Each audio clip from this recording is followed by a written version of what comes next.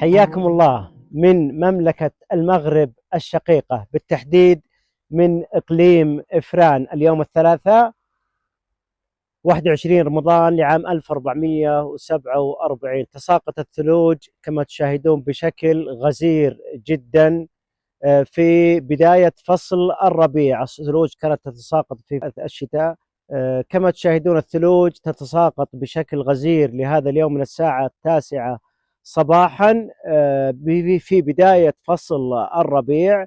الثلوج كانت موجودة في إفران وكانت تكسو هذه المنطقة في إفران في الشتاء، ولكنها اختفت وذابت مع ارتفاع درجة الحرارة. اليوم أصبح شيء مفاجئ لإقليم إفران بل لمملكة المغرب عامة بتساقط الثلوج في هذا اليوم.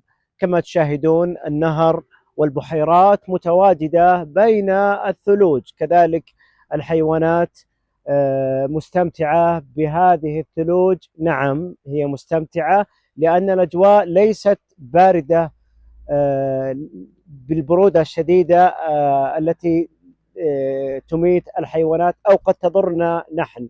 فأنا تمشيت اليوم في أماكن كثيرة على قدمي، كل ما تحتاجه قفازات ولبس ليس بذاك الثقيل كثيرا. الشمس تظهر وتختفي، فالأجواء جدا جميلة.